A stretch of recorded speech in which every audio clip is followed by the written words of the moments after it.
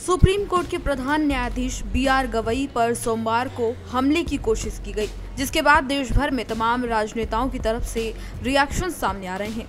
इस पर हर कोई अपनी अपनी बात सामने रख रहा है। इस घटना ने न केवल न्यायपालिका की सुरक्षा को लेकर सवाल उठाए हैं, बल्कि देश की राजनीतिक दलों की तीखी टिप्पणियां भी अब इस पर देखने को मिल रही हैं। बता दें कि इसी पर बीएसपी सुप्रीमो मायावती ने भी कड़ी निंदा की है और अपना रिएक्शन दिया है।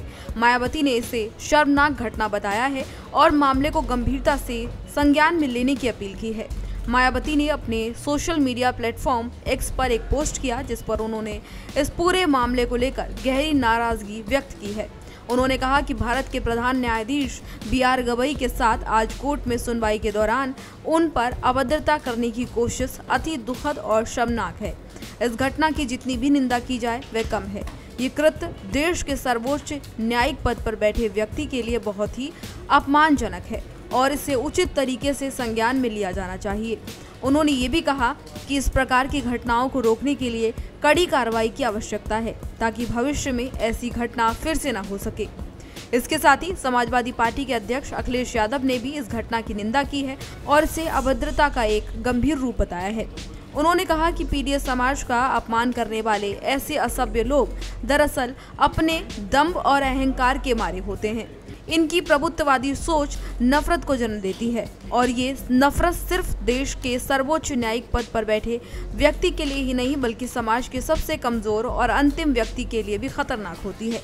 अखिलेश यादव ने ये भी कहा कि ऐसे लोग वर्चस्ववाद की बीमारी से गहरे रूप से ग्रसित होते हैं और हम इसलिए कहते हैं कि पीडीए का मतलब है पीड़ित, दुखी, अपमानित। पीडीएस समाज में 5000 सालों तक ऐसे लोगों को माफ किया गया है, लेकिन अब इस प्रकार के अपमान के बाद पीडीएस समाज अब और नहीं सहेगा।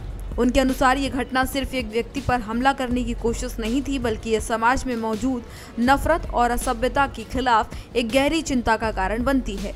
इसके साथ ही आपको बता दें कि कांग्रेस नेता इमरान मसूद ने भी इस पूरे मामले को लेकर रिएक्शन दिया है।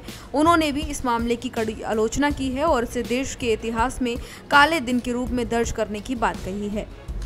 दरअसल सोमवार को सुप्रीम कोर्ट में सुनवाई के दौरान एक वकील राकेश किशोर ने सीजेआई का अपमान करने का प्रयास किया, लेकिन इससे पहले ही सुप्रीम कोर्ट के सुरक्षा कर्मियों ने उसकी तत्परता से उसको देखा और उस आरोपी को पकड़ लिया, उसे कोर्ट रूम से बाहर लेके गए। इस घटना ने कोर्ट की सुरक्षा को लेकर भी कई गंभीर सवाल खड़े कर दिए हैं।